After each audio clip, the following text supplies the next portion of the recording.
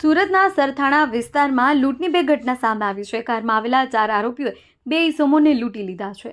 બે અલગ અલગ બનાવમાં મારામારી લૂંટ ચલાવી છે।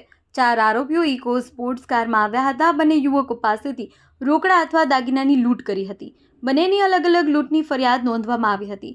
લૂંટમાં સંડોવાયેલા 4 આરોપીઓને બાતમીના આધારે પકડી પાડવામાં આવ્યા છે। ચારેય લૂંટારુઓની સરથાણા પોલીસ દ્વારા ધરપકડ કરવામાં આવી છે। પોલીસે ધરપકડ કરાયેલા 4 આરોપીઓનું જાહેરમાં સરઘસ કાઢ્યું છે।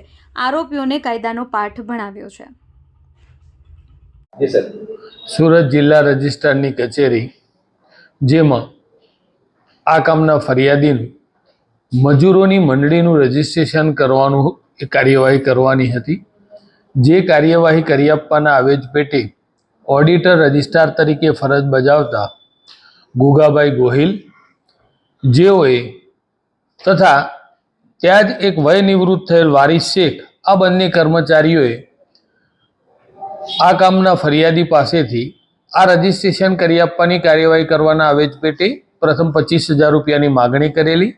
રકઝકના અંતે 20,000 રૂપિયા એ નક્કી થયેલા, જે લાંચના પૈસા લેવા માટે કોમ્પ્યુટર ઓપરેટર તરીકે ફરજ બજાવતા કલ્પેશ ચૌધરીને તેઓએ મોકલી આપેલો।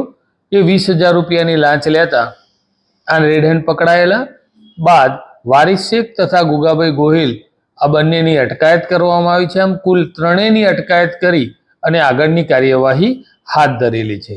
આ ગુગાભાઈ ગોહિલ છે જે છેલ્લા 10 વર્ષથી તે આ જિલ્લા રજિસ્ટ્રારની કચેરીમાં નોકરી કરે છે, જેનો પગાર 48,000 રૂપિયા છે, તથા વારિસ શેખ એ વયનિવૃત્ત થયેલા છે, જેઓનો પગાર 40,000 રૂપિયા છે, તથા કલ્પેશ ચૌધરી આઉટસોર્સિંગનો કર્મચારી છે, જેનો પગાર 10,500 છે।